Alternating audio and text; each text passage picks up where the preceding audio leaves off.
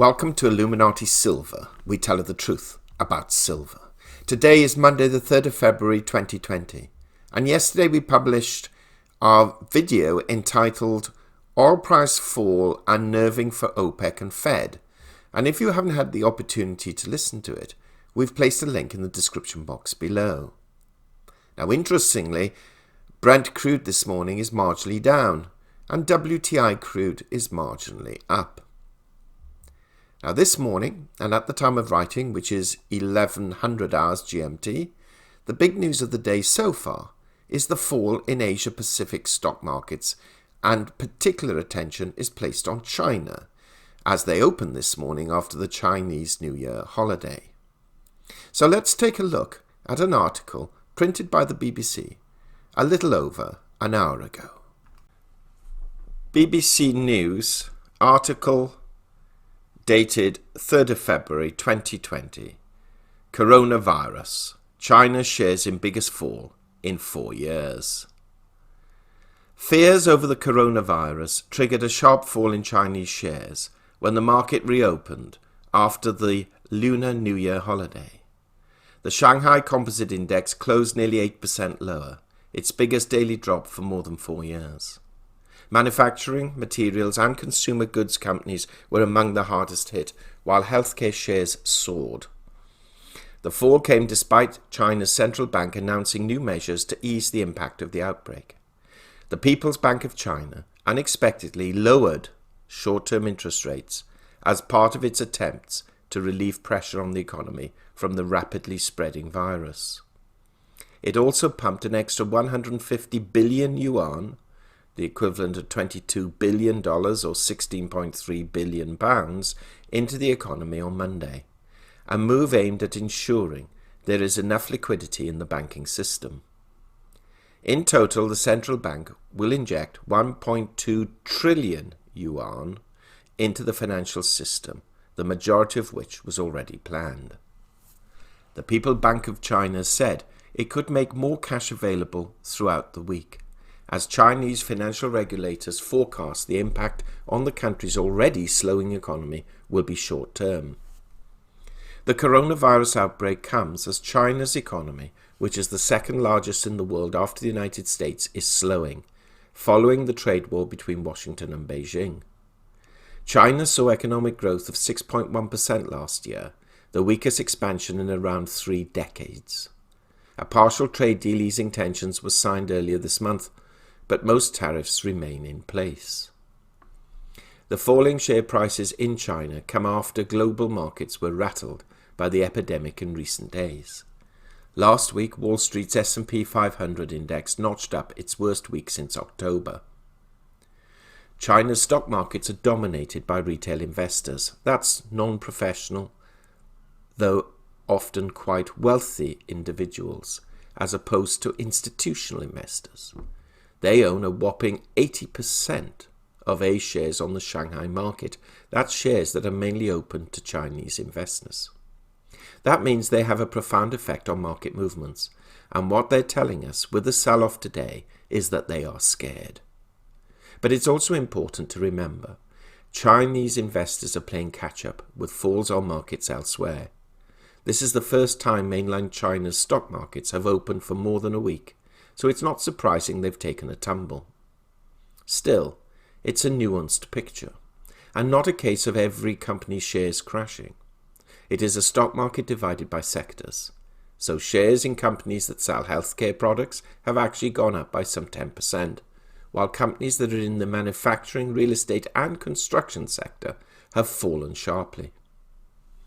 The key question now is how bad the effect of coronavirus will be on China's economy, and as a result on the fortunes of its companies. The truth is, we just don't know. It is difficult to get reliable data from China. Typically during the Lunar New Year period, it is challenging to gauge how many people are working or producing things. This year, as one analyst told me, quote, economists are flying blind, unquote, because the data coming out of the country is scant, patchy and unreliable at best. Already, many research houses are slashing first quarter growth forecasts for China. We are essentially in the dark at the moment, about the health of China's economy, which is worrying because of how connected it is to the global economy. Analysts say the impact of the virus, which has left major cities in full or partial lockdown, could harm growth if it lasts for a prolonged period. China's travel and tourism sectors have already taken a hit over an unusually quiet spring festival break, while cinemas were forced to close to try to contain the virus. Meanwhile, numerous factories have suspended production while companies have instructed employees to work from home. Foxconn, Toyota, Starbucks, McDonald's and Volkswagen are just a few of the corporate giants to have paused operations or shuttered outlets across China. Analysts at Oxford Economics said they expected the economic impact of the coronavirus to be high but short-lived, as during the 2003 SARS episode. However, the scale of the outbreak and impact is set to be worse than in the case of SARS, as the coronavirus is hitting a larger part of China and its population. Moreover, we cannot rule out an even more serious and longer-lasting impact due to differences in behaviour of the virus, a larger effect from government travel restrictions and firm closures, and a much more connected economy this time around. End of article. A brief check of the Shanghai Composite Index, we can see that it has fallen today some 230 points, down to 2,746, or down 7.72%, though it had fallen lower at opening at 8.7% down. Now the Nikkei 225 is down 1%, and the Shanghai Shenzhen CSI 300 index is down 7.88%, and the MSCI Asia Pacific index is down just 0.1%, while the Hang Seng index has managed to rise some 44 points, up 0.17%. Good news, though, is that the European markets have opened up this morning, with the FTSE up 0.4%, the DAX and CAC 40 up 0.2%. Not massive rises, but positive territory nonetheless. Now, this shows what a fragile economy the world currently is experiencing.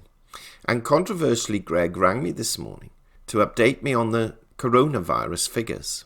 Now, those who listened to yesterday's podcast will be aware that Greg and I have started an additional channel primarily discussing non-precious metal issues, and in case you haven't heard it, we've placed a link in the description box below. During that interview, the number of reported infections were a little over 14,800, but this figure has now risen this morning to 17,488, and perhaps more alarming, some 2,298 people have been reported as critically ill. So we may very well see significantly more deaths than the 362 that has been reported this morning. Now that said, and somewhat surprisingly, even to us, we did expect the precious metals market to rise a little on opening this morning, but the opposite has occurred. Now we weren't too surprised about silver, as its demand will be clearly affected by any slowdown in manufacturing, especially in China, but we were a little surprised about gold. Clearly markets are responding to its significant rise Friday night. Now gold is currently standing therefore at $15.80, down $9, and silver is down 22 cents to $17.82, breaking again below that psychologically important $18 level. Now this pushes the gold to silver ratio up to 88.7, and please remember we stated in our weekly update on Saturday not to be surprised if we see this index go back up again to 90. And we hope you've ignored those pumpers out there and channels following those pumpers, all telling you to expect a gold to silver ratio below 80 and then 70 anytime soon. It's not going to happen. Now the dollar index is also up this morning at 97.65. That's up 0.26.